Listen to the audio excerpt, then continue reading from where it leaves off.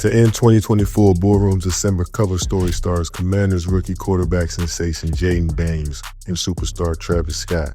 Travis and I put together a list of questions from our own experiences with a former Heisman winner. That boy asked some deep questions.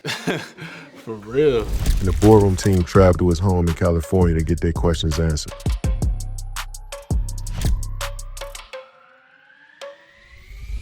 People back home, they call me Smooth Operator, and they call me Young Smooth.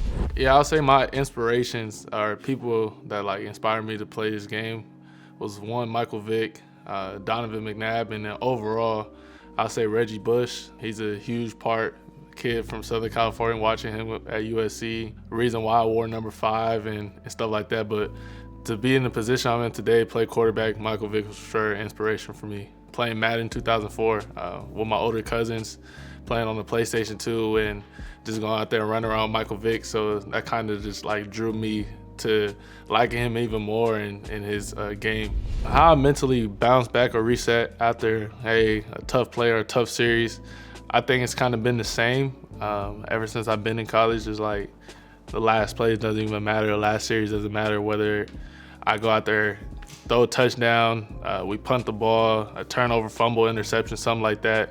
That doesn't matter. If you let bad plays pile up on top of each other, at the end of the day, it's going to keep compiling bad plays, and it's not going to be, the result's not going to be pretty. So, I mean, how fast can not only myself but my teammates be able to reset, refocus, and keep moving forward?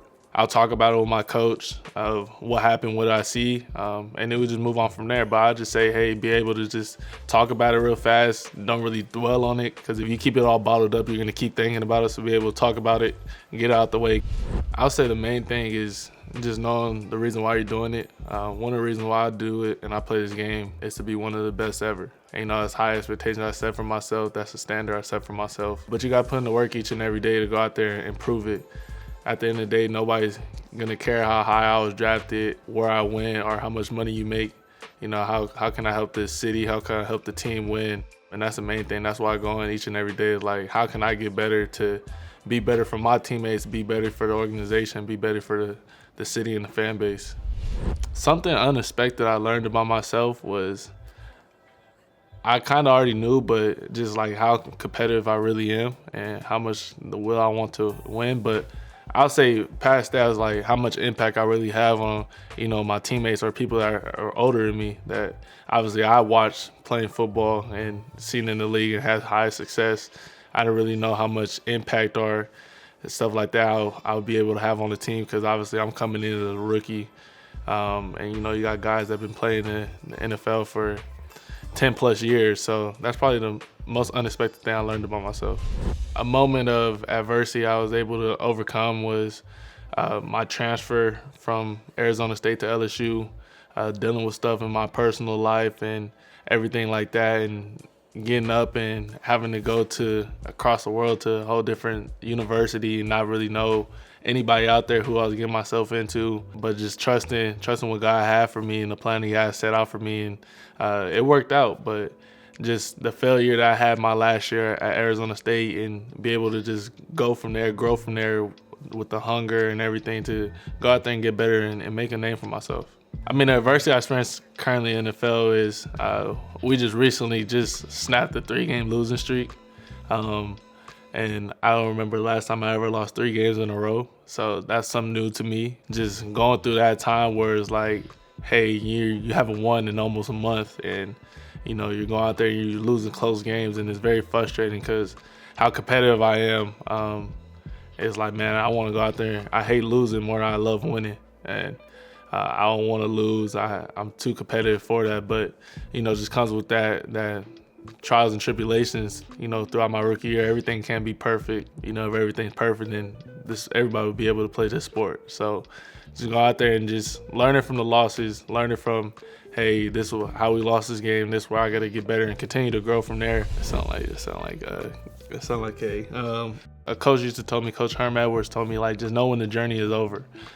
Don't change nothing about myself with, you know, my God-given abilities, my mobility, stuff like that. But just know when the journey is over. Just knowing when to get down, when do I have to go and fight for the extra yard. At the end of the day, it's like, hey, I'm here for the long time, for the long haul. It's not really short term or just a season. It's for the long haul. So your health and your longevity is the greatest thing. And biggest thing I was ever told was your availability is their best ability. Having to go up there and get in the huddle in front of guys that are older than you that have been playing in this game for 8+ years, and they're all looking at you. You got to go up there and articulate your words and not really stutter of getting a play call out so everybody knows their job. Up to training camp, the end of training camp, like preseason, I would say that's kind of where I felt like, yeah, I have this under wraps, but I still remember my first practice with the vets, and they're like, all right, go in the huddle. You got your helmet on. They talk to you in the headset, and you gotta go out there and try to spit out the word. And I'm struggling, and I'm like, keep asking the coach, like, hey, say it again, say it again. So that was kind of like my welcome to the NFL moment. I say one play so far in my short NFL career, I'll say one play that kind of like the unity of the team led to like a game-changing play was we're playing Cincinnati Bengals on Monday night, and you playing those boys, Joe Burrow and Jamar Chase, all those guys, they're hot. I remember driving down, it was Monday night, everybody's watching. They're trying to see what Washington Commanders are about, and we go down, and I think it was like 4th and 7. That drive, I think we converted 2 4th downs, 4th and 7, like a 4th and 2. But I'll just say like those moments right there, it's like when it's gotta have it, games on the line, like everybody gotta be able to take a deep breath, relax, and remember the small things, the details, and don't let the moment get too bright. I would say the main thing about pressure, and I think everybody says kind of cliche, but pressure is a privilege. Not everybody is able to be in the position that I'm blessed to be in, and go out there and perform each and every day, and have a lot of fans waiting for you or seeing what you can do to help win a football game. So I'll just say I kind of embrace that. But man, where I come from, I don't really see any pressure. I kind of made it out the area where a lot of people don't really make it out. We got a couple people in the NFL, and it's starting to change now, the dynamic, but a lot of people don't really make it out. So I don't really see pressure. And kind of after I lost both my grandparents to COVID in the same month, it was like, hey man, like nothing could be harder than that. So like football is kind of like the safe haven to go out there and just having fun and playing ball.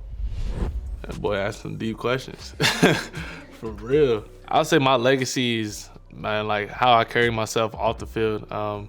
Whenever I'm done, it's like, hey, Jayden treated the cafeteria people and the janitor people with the utmost respect. Was always down to earth, always humble, and had the humility of he's not bigger than everybody else. And I'll say that's kind of just the biggest thing is like, giving back to my community, giving back to the community in the DMV and stuff like that. It's kind of means more to me, way more than football. Obviously, football means a lot, but after that, it's like I just want to be remembered as a well-rounded person. I'm Jayden Daniels, and this is Boardroom's Cover Story.